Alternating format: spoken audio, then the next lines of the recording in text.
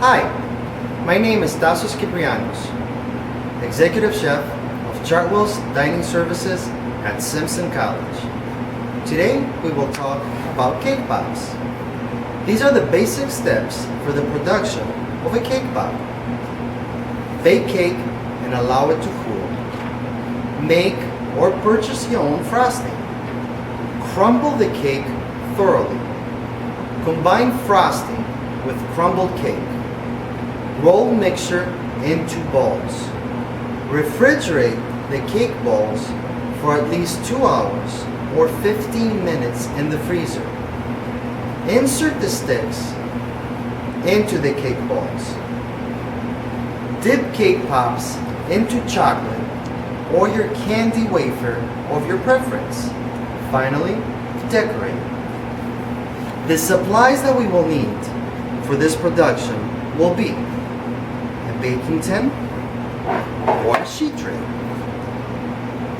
We'll need a sheet tray, parchment paper, large mixing bowl to make your cake, candy melt, wafers, or chocolate, whichever you decide to dip your cake pop in, vegetable shortening for thinning the candy melt, plastic spatula.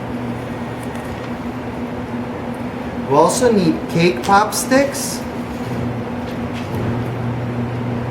toothpicks, and finally, we will need foam blocks for drying and presentation. When making cake pops, there is no limitation to what kind of flavor of cake mix you would like to make. Here are some examples. You can make chocolate cake, yellow cake, peanut butter cake, Oreo cake. Here at Simpson College, we made red velvet cake and yellow cake. These are half sheet trays. Once you make your cake, you will mix the cake with the frosting that you either purchased or made. The ratio usually is half a cup of frosting to a quarter of a full sheet of cake. Now please remember, always use less frosting than what I recommend because you don't want your mixture to be too moist. If the mixture is too moist, you will not achieve of making the perfect shape or finally sticking the lollipop in the cake ball. You can always add, but you can never take out. So you will crumble the cake really good with your hands and you're going to mix with the frosting. At this point, that mixture, you will use a number 40 scoop to make a perfect size cake ball. Here's an example. These are red velvet cake balls. These are yellow cake. And finally, these are chocolate cake balls. Once you do that, you will refrigerate the cake balls for at least 2 hours or 15 minutes in the freezer will also work. Once you do that, we are finally ready to start the decoration process. Now while the cake balls are chilling, you have decided on your choice of coating. You can use chocolate, white or dark. You can use candy wafers. You also have decided on the method of melting the product. You can double boil it, you can microwave it, or you can use the chocolate melter. My personal choice is the double boiler. I believe you achieve better consistency. The only thing, be careful. You don't want any water in your chocolate because it will seize on you and it will become unusable. For this example, I have some dark chocolate to my right and there's white chocolate to your left. If you decide to use real chocolate, remember, you need to thin out the chocolate, so use 2 tablespoons per 2 cups of chocolate. At this point, we will demonstrate how to coat the cake balls. We will insert the lollipop stick halfway into the cake ball. A nice little tip is dip a little bit of the tip and then insert while twisting into the cake ball. Dip the cake ball into your mixture. Coat it all the way. See how nice and thin the chocolate is? You will get faster results this way. At this point, just tap the end of your hand to get the excess chocolate off the cake ball. Now remember earlier when we talked about toothpick, this is the one of the 2 reasons you will use it, to get the excess chocolate out of the cake ball.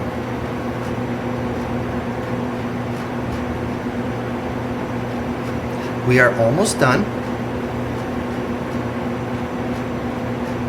And at this point, you will let your cake pop dry out on the styrofoam or the flour foam that you've decided on.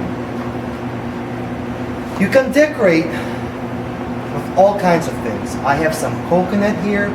You can have any kind of nuts, pistachios. You can have peanuts. Be careful for the allergens although. You can have a lot of different choices from sprinkles and all kind of little goodies or fun, whatever you decide fits your unit or the time of the year. I will decorate this white chocolate covered cookie pop with some, let's use these ones today. Just have fun with it. And remember, the best ones are made when you have fun with them. So that's a good example right there. You can also use alternate colors to play. It's a little more work, but you have good results. I've already made a chocolate covered cake pop. All you have to do is drizzle a little bit of white chocolate, any kind of shape or design you would like, to get better visual results.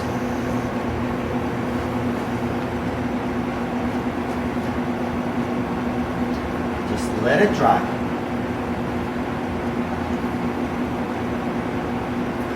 Next, we will talk about decorating cake pops, which is a good step for retail or catering.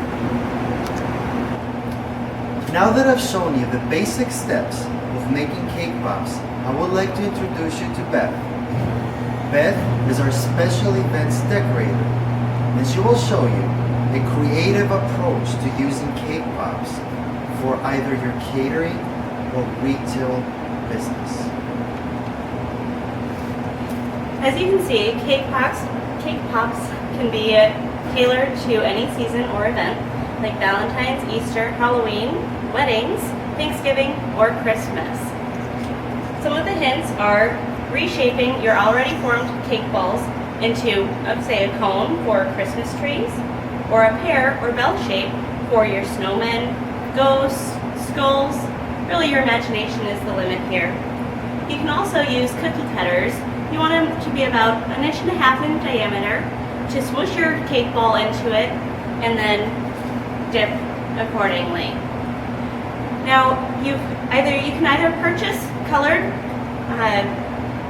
candy chips, or you can choose to color your own if you choose to not have that kind of inventory on hand.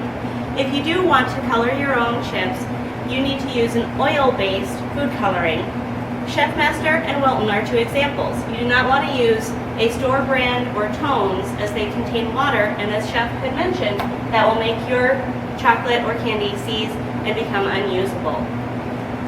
You will need to have a pastry bag with that coating, or you can choose to use toothpicks so you can adhere your decorations to the cake pops.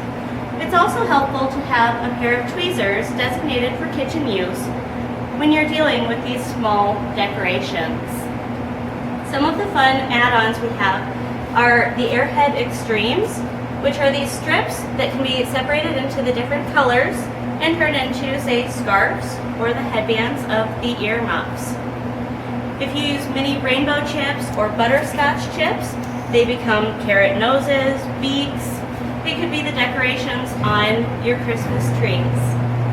Another fun thing that you might not have, but is worth investing in, are the edible markers. These can be found at some Walmarts or your local craft store. They aren't too expensive, but make the eyes or writing a lot easier, so they're worth the investment. Another fun thing that isn't as readily available is luster dust. It can be purchased in any color, and when applied to, say, your bride, will really make your cake pops pop. Thank you, Beth. Here at Simpson College, we have used both cake pops and cookie pops for special events, and combining school colors and themes has allowed us to drive our dessert sales both on the top margin and the bottom margin. I hope this video was useful to you, and this demonstration will allow your school and your unit to use cake pops in retail, catering, or resident dining. Thank you very much.